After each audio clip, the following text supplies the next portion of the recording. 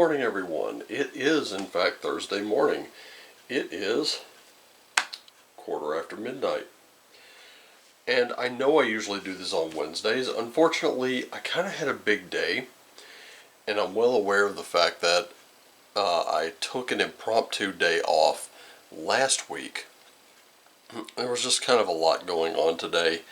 There was a lot going on, yesterday.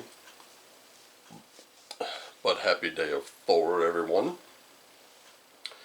And yes, this is going to be a full reading, so if you're wondering what a full reading looks like, it's going to look just like this. Sometimes it might include a few more cards, sometimes a few less, but we are going to do a full reading because, quite frankly, I kind of feel like I owe you that for the day off I took. Right? Okay. And we're kind of looking at what this week's going to look like. Now, the last week I did a reading, which was about a couple weeks ago. We talked about kind of pulling ourselves out of that dark place that we've been in.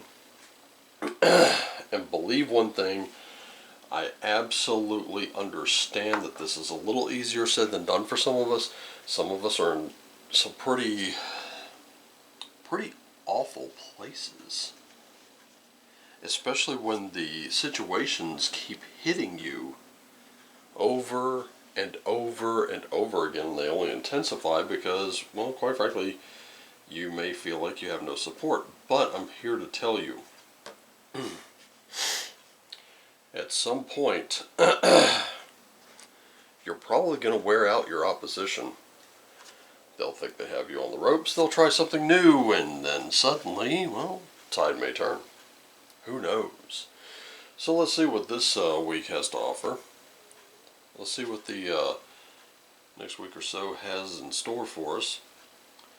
And maybe what we can do to kind of change the game a little bit. Maybe we can. You never know. And you know what? I picked Tarot of the Divine again.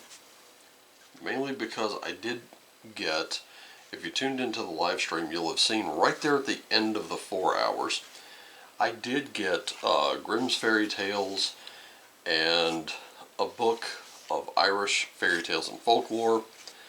Everyone knows I am a sucker, an absolute sucker for fairy tales and folklore. I welcome any and all volumes having to do with it because it connects us to our heritages, and it doesn't matter what your heritage is. It's important to explore. It's important to know where you come from. It's important to know the stories of your people. It's important to know the stories of other people as well. And that way, maybe we can form new ones. Maybe form some better ones. We can do morality tales without a moral panic. Seen a lot of that lately. I also have the Shaman's Dream Oracle, because why not? That is what I'm laying down right now. We have the Viking Oracle, we have the Spirit Animal Oracle, of course, and then I also have from the Viking Oracle your runes. Understand, I'd really planned on doing this yesterday. I just got really, really busy. As a matter of fact, let me tell you how busy it got. I ended up literally paying all my bills for the month. Paid all the bills for the month, did groceries, I'm good. Okay. So, that's all out of the way, and that's a great and wonderful, wonderful thing.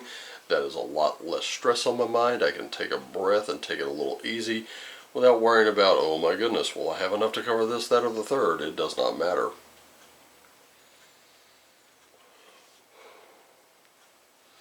Mainly because I've already got it covered. So, let's get into it. Oh, also, the link tree. I'm going to be updating that very, very soon. I do have a new Substack where I'll be posting opinion articles and other things. It's already got a few articles on it. It's the Raven's Nest. You can find that in the link tree down below. Also, Against All Odds, that blog will be added. I still have my Call of Cthulhu Alone Against the Flames story to add in there, so I hope you will be tuned in for that. I don't think I'm going to have any pictures for this one, because there was no there was no board like last time, so I didn't have a visual element. All I had was a book, some dice, and a character sheet, and that was it. But anyway, it made for a very fascinating and interesting little one-shot of Eldritch horror, and I hope that you will. Check it out. Tell me what you think. We write a lot around here. Anyway, starting with us, who are we? What are we going to do? What kind of position are we in? And it's none other than, what the hell is this? Did I draw this from the wrong deck? I think I may have. I am going to need a little bit of a do-over here. One take uncut, people. I got the decks all wrong, unfortunately. That was my fault. So I'm going to go ahead and kind of reshuffle just a bit. We'll get these cards rolling again. I'll just do a quick one.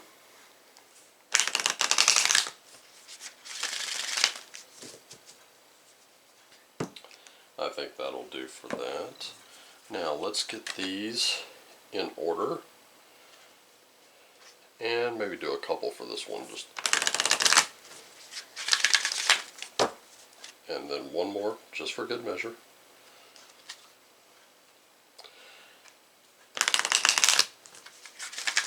Mistakes have been made, but no one will be blamed, right? Alright, so that's who we are. That is our guide. Let's get those runes laid out. Hopefully I've done it right this time, because I got the decks kind of mixed around there. Okay, now we're good to go. Let's get it on. So, we have been making a lot of sacrifices, have we not? We've really been putting forth our best foot, I hope. Really kind of showing our best efforts. And it's been frustrating, hasn't it?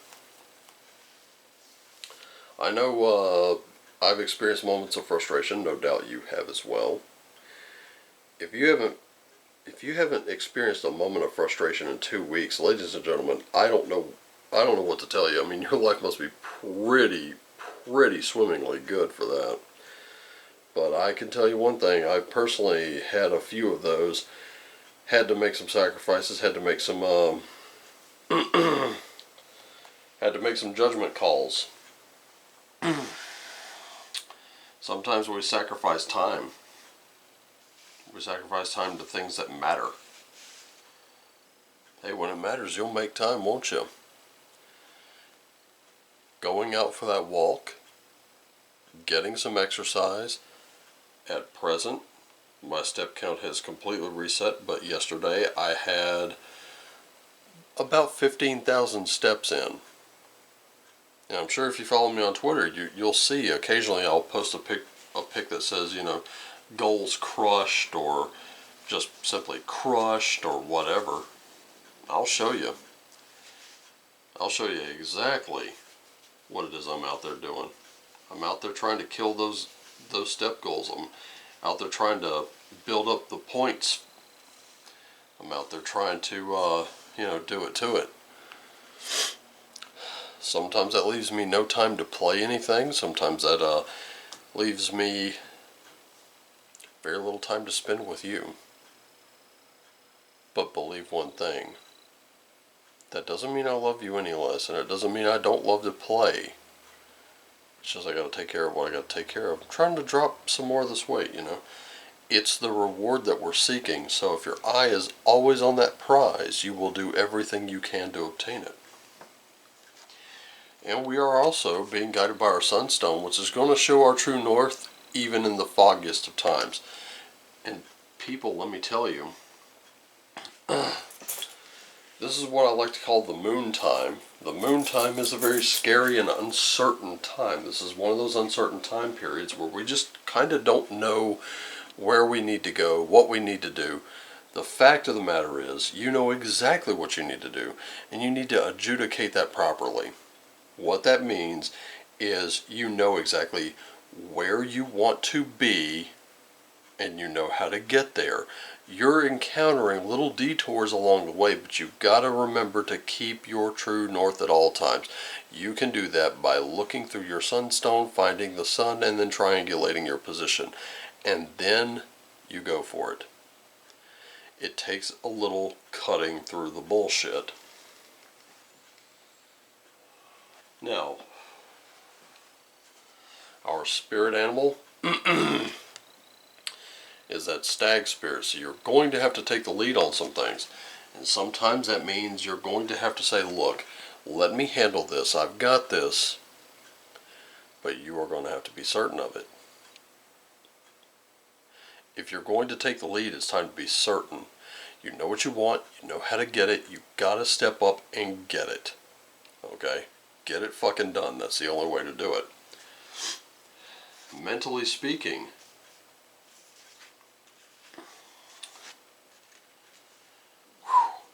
wow. We're starting with this Three of Cups thinking we've really got nothing to celebrate. Sacrifice.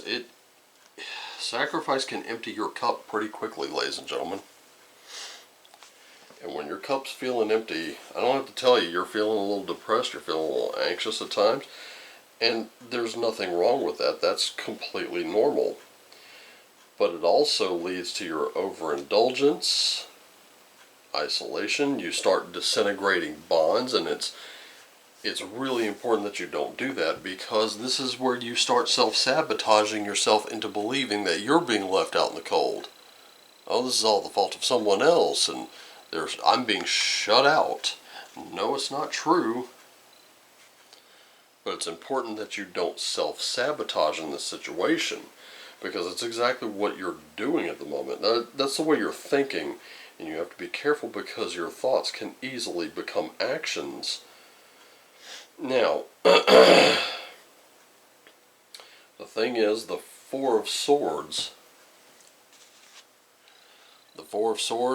is your awakening, especially in reverse. This is where you take that moment of burnout and you say, you know what, I need a little time to recharge. I need a little time to regroup. It's important to know that when you should sacrifice and when you should absolutely not give away the damn farm. There are some times where you say, I gotta take a step back, I gotta defer the dream just a little bit, because it will be important. It is important that you do not burn yourself out.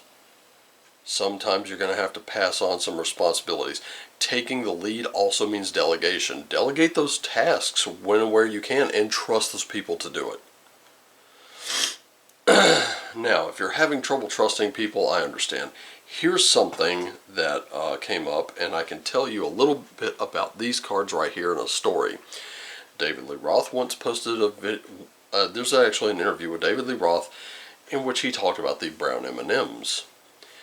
And the news in Missouri talked about how Van Halen had found brown M&Ms in the backstage area. They trashed it, and they caused thousands of dollars in damages. The truth of the matter is that they found brown M&Ms, they refused to play the show, and they started a little food fight backstage, which caused a couple $100 in damages, which they paid. Now, what is the story? Why did they not perform over brown M&Ms? Because in their contract rider, most bands had a contract rider that was about the size of, say, a pamphlet. You know, just run-of-the-mill pamphlet. Theirs was getting to be about the size of a phone book. It was thick, and it was full of safety precautions and power needs and things like that, and there was absolutely positively no way in hell they could check it all out. So they inserted a clause, just one little thing, in the contract rider that said there shall be no brown M&Ms in the backstage area, otherwise the venue forfeits the show at full pay. And so they would go backstage and they would find these people in craft services who were dressed pretty much like lunch ladies, and they would be separating all the brown M&Ms and putting them into a bag. And once all the brown M&Ms were separated and put into a bag, one of the guys would come up and grab that whole bag. And then they would kind of pour them out into smaller bags. And during the show, they'd be throwing out bags of brown M&Ms to the front rows of the crowd. They did that because it was the one thing they could check. It was the one thing that they could check to see if their contract rider had truly been read and was being followed. Now, when they went backstage in that show, and I think it was St. Louis, Missouri, there were brown M&Ms, which means that no one had read that contract. No one had read the rider, and therefore those power needs weren't going to be met, and those safety precautions weren't going to be met. So they would not perform because they didn't want a monitor falling on someone's head, or someone being electrocuted, or damage being done that was not their fault. It was all in the contract rider, which the venue failed to read. Do you see what I'm saying?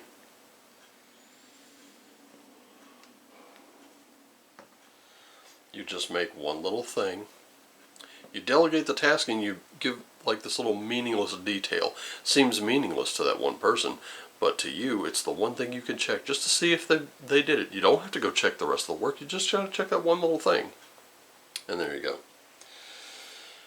Don't isolate yourself. Start calling on people. It's going to be important.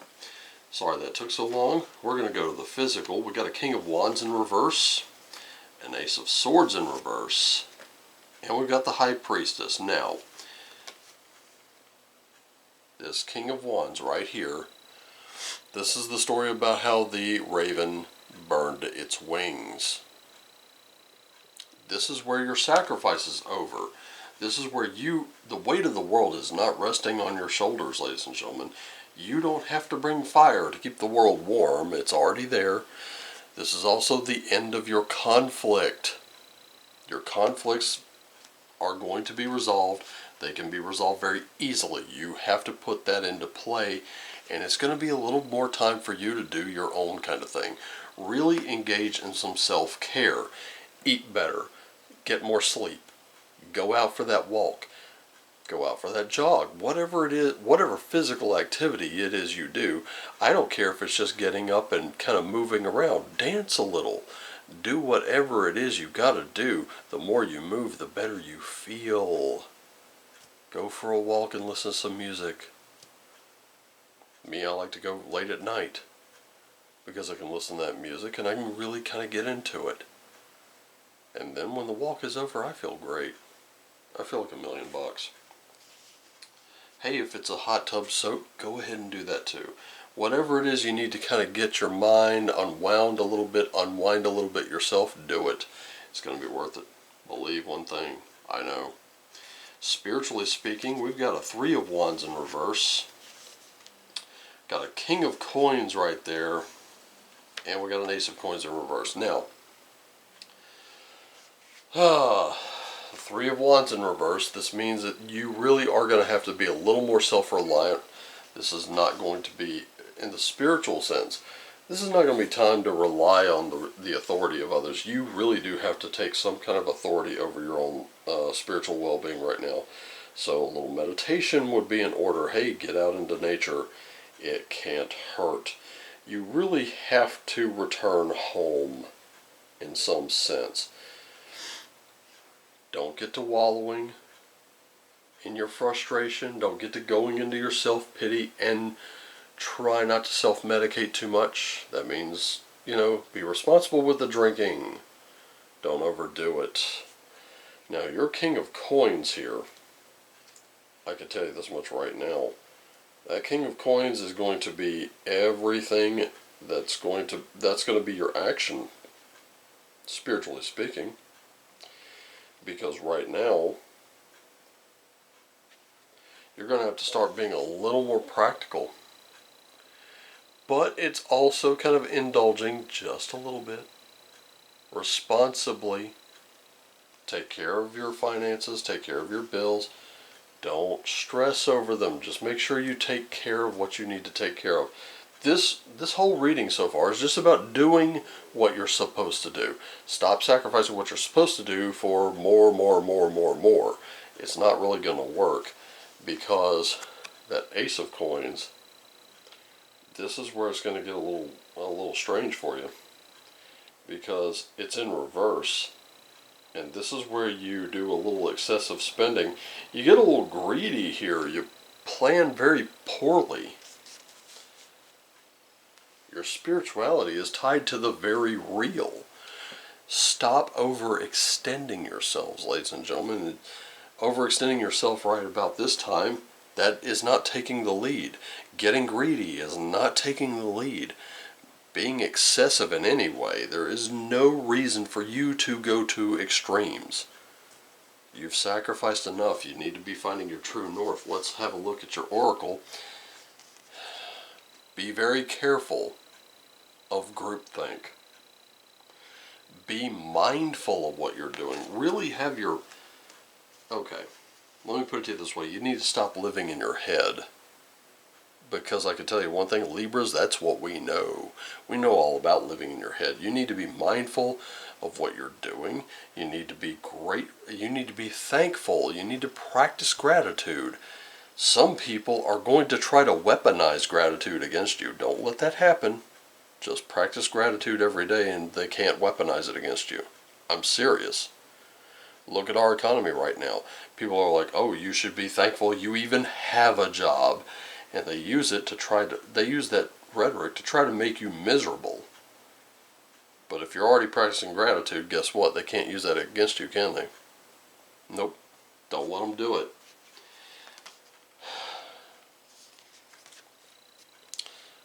A tidy house. Hey, if it helps, get that living area clean. Get the bedroom clean. Clean the bathroom. Clean the kitchen. I'm telling you one thing. When your chores have not been done, you know, the stuff's been, those boxes have been piling up for months. You haven't gotten to clear any of it out. Clear it out. Declutter your place. That's right here in the physical. So that is something that is a very real and tangible thing that you could be doing. That restores your mindfulness. And if you're able to organize the chaos, you're not in such chaos. And at the end of the day, when you're looking at that completely clean space that you just did, you're like, yeah, and you stretch out, you feel like you've got more room. You don't feel so confined, do you? Get on that. Finally, the Horseman.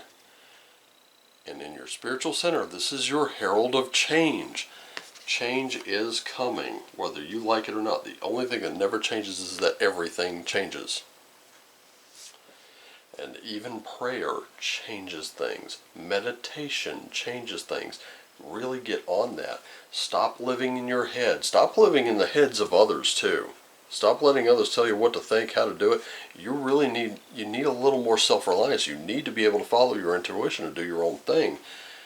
Really kind of move. Get that physical activity going. I'm telling you right now, you're going to feel a lot better after you do it. You've got Kanaz right here in the mind. You've got Laguz in the body, and then you have Uruz in the spirit. So having that lit torch, you're going to go from groupthink to thinking for yourself here. And it's important not to get bogged down in your own thoughts. That light's already popping up. You just need to start following it. Alright, that's your intuition. We're pointing at that High Priestess again. And that Laguz, this time you have to learn to let go of the controls a little bit. Remember what I said. Delegate those tasks. Delegate those responsibilities. And then trust people to do it. You know who's best suited for what. Just get in there. And Uruz, this is where your strength is going to come in, because you must absolutely be able to be strong enough to let go. So summing up, you have wrestled with this control thing for such a long time that you have not been able to take a break and breathe, because suddenly, somehow, you're the only one who can do it. Well, I say it's bullshit. And I say it's high time that someone else step up and do some of that work, and I think you need to be the one to delegate it to them.